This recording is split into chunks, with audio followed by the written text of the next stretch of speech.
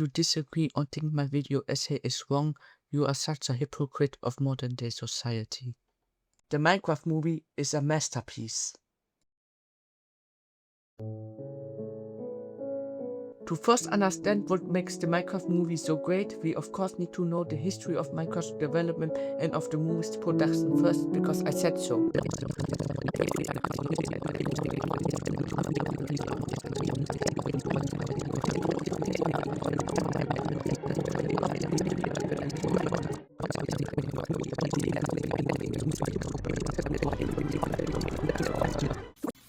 Who are you? I am Steve. Flint and Steel.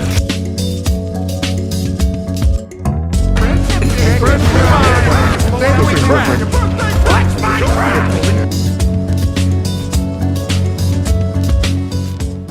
Okay, after yapping about Minecraft and its movie's history, just to in case watch time with no meaningful context to why I like the movie, let's talk about what makes the Minecraft movie so funny. A Minecraft movie is an absurdist masterpiece with very intellectual, profound comedy like Chicken jockey. I think this is Wyoming. I am Steve. As a child, I yearned for the mines. Wait, one more thing. Come closer. Do you have a little knife that you're gonna try to stab me with? No, I'm too weak. Come on! It was worth a shot. Wait, let me say one more thing. Come closer. No way! No, really, it's about you. Down here. I don't even have a knife. Where would I keep it? Sneak attack! As you can see, a Minecraft movie mastered the art of the unexpected, even though you might say they are just naming things from the game and out of context statements as humor, but no, it surprises the viewer with such deeply philosophical yet entertaining moments by making them ask questions like, why does Jack Black say chicken jockey for no reason when a chicken jockey appears? Why does Jason Momoa say that the Minecraft overworld is like Wyoming? Is this a critique of international child labor laws? And is this an expression to mention that the attack was supposed to be unexpected? But despite the amazing humor, this is not what makes the Minecraft movie so great. Chugless was not my first choice.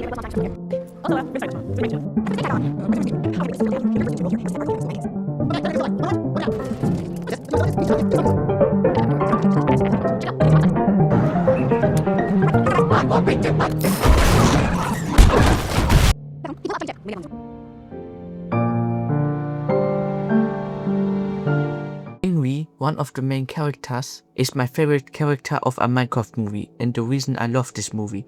He already has a rough start at the beginning of the movie due to him moving away to a small town already known for its chips industry and his mother implied to be dead.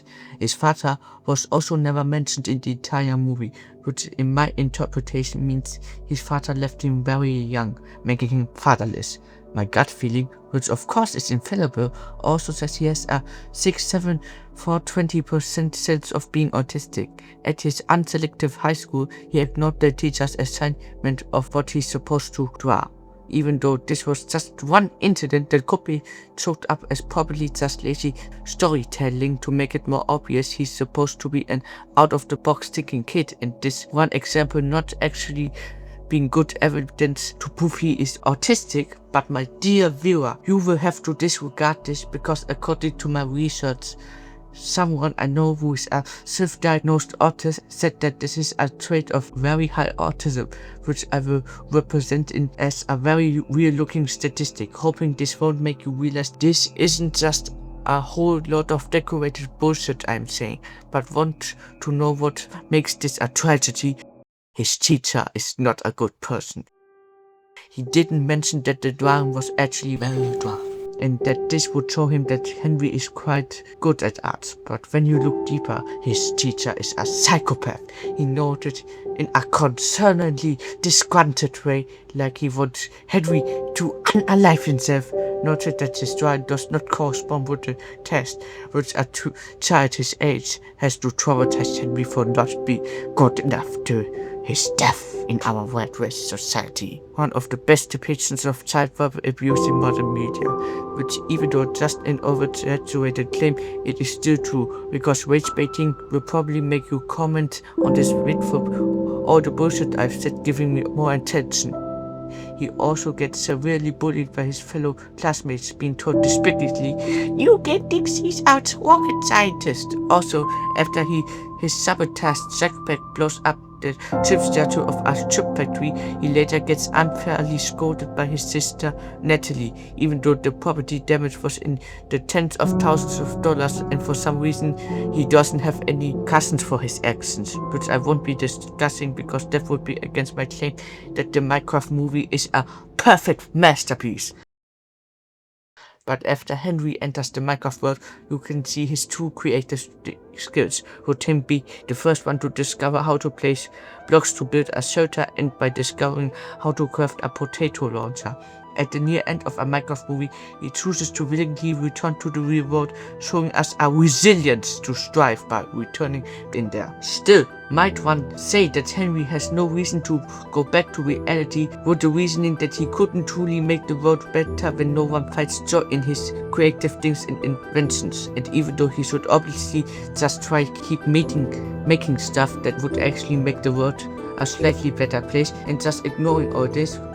Would a 14-year-old actually do something like this, essentially after they probably feel humiliated, claiming that they can make something seemingly impossible and work so hard on that, just so the whole class then sees the thing you made not functioning and destroying the mascot of the town's most economic valuable facility?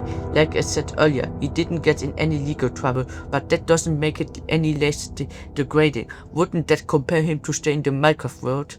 Well, as said earlier already, that would mean I have to say something against my possibly false claim that the Minecraft movie is flawless. So no, this is just not a valid opinion to have.